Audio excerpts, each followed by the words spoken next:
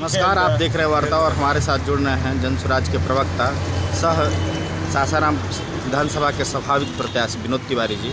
ये जो यात्रा चल रहा है कि इसका उद्देश्य क्या है और ये कहां से कहां तक यात्रा जो जाएगी? ये यात्रा सासाराम विधानसभा का बिहार बदलाव यात्रा है। इस यात्रा का उद्देश्य है प्रशांत किशोर जी के 5 संकल्प को हर गांव-गांव तक पहुंचाना, लोगों को बताना कि बिहार में व्यवस्था परिवर्तन के लिए प्रशांत जी ने जो 5 संकल्प लिया है वो संकल्प जनसुराज की सरकार बनेगी तो कैसे पूरा होगी। ये चीज़ इस यात्रा के माध्यम से हम लोग गांव-गांव जा कर के, पंचायत में जा कर के लोगों को बता रहे हैं।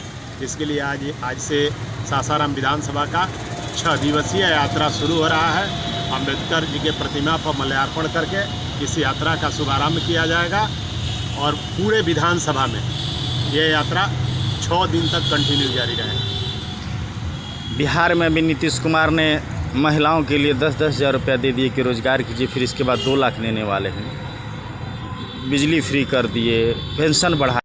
जनता के बीच रेवड़ी बांट रहे हैं, यह उनकी कमजोरी है। जो कमजोरी दिखता है कि नीतीश जी अब कमज़ोर हो चुके हैं, नीतीश जी के चेहरा पर अब कोई वोट देने वाला नहीं है, इसलिए अब वो पैसा बांट रहे हैं, रेवड़ी बांट रहे हैं। लेकिन बिहार की जनता अब उनके रेवड़ी के जाल में फंसने वाली नहीं है। चाहे जितना उनको रेवड़ी बांटना है बांट ले, बिहार में व्यवस्था परिवर्तन होकर रहेगा। बिहार में इस बार आप जनसुराज किसके साथ मानते कि हमारा लड़ाई भाजपा के साथ है या टक्कर किससे होना? जनसुराज की लड़ाई किसी दल के साथ नहीं है। जनसुराज की लड़ाई बिहार में भ्रष्टाचार से है। जनसुराज की लड़ाई बिहार में व्यवस्था परिवर्तन से है। जनसुराज की लड़ाई पलायन रोकने के लिए है। जनसुराज की लड़ाई बिहार में बेहतर शिक्षा व्यवस्था बनाने के लिए है। जनसुराज की लड़ाई बिहार के लोगों को बिहार में ही रोजगार दिलाने के लिए है। जनसुराज किसी दल से नहीं लड़ रहा है, जनसुराज बिहार में व्यवस्था परिवर्तन के लिए लड़ रहा है। जनसुराज आएगा, 5 काम हो जाएगा। क्या ये वादे हैं या वादे पूरे होंगे लग रहा है?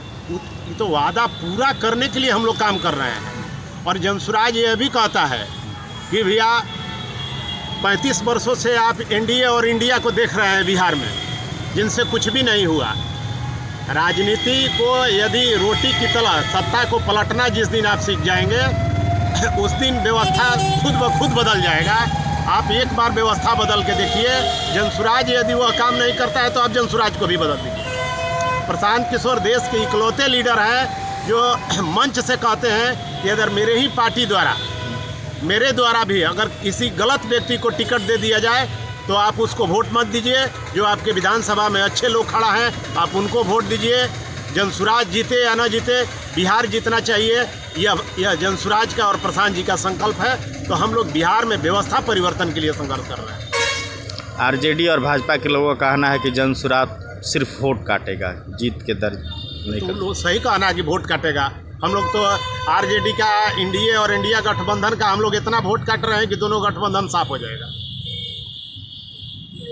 ऐसा लग रहा है आपको कि जनसुराज सरकार में आ जाएगी 2025 में? 100% सरकार में आ रही है जनसुराज। कोई रोकने नहीं जा रहा है जनसुराज को, क्योंकि बिहार की जनता 1977 में जब कांग्रेस शासन से बिहार की जनता ऊब गई थी तो जेपी आंदोलन शुरू हुआ था। उस समय जयप्रकाश जी ने नारा दिया था, गद्दी छोड़ो की जनता आ रही है। और वही नारा इस बार जेएसपी जनसुराज पार्टी दिया है कि आप लोग गद्दी छोड़िए, जनता आ रही है। अब बिहार में जनता की सरकार बनेगी। इसलिए बिहार की जनता व्यवस्था बदलने में और सत्ता बदलने में लगी है। हम लोग सिर्फ उनको जागृत कर रहे हैं, उनको जगा रहे हैं, उनको बता रहे हैं।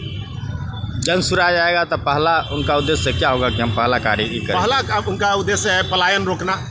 जो दीपावली और छठ में बच्चे जो आ रहे हैं बिहार में, यदि जनसुराज की सरकार बनी तो उनको दोबारा नौकरी करने के लिए बिहार से बाहर नहीं जाना पड़ेगा, बिहार में ही उनको रोजगार मिलेगा। इसके लिए जनसुराज पहले से अपना पीएलसी कार्ड बनवा रहा है। उस कार्ड पर भी यह इंकित है कि परिवार के एक सदस्य को 12 से 15 हज़ार रुपये तक की नौकरी बिहार में ही उपलब्ध कराया जाएगा। तो ये सारा चीज़ हम लोग पहले से जनता को दे रहे हैं और बता भी रहे हैं।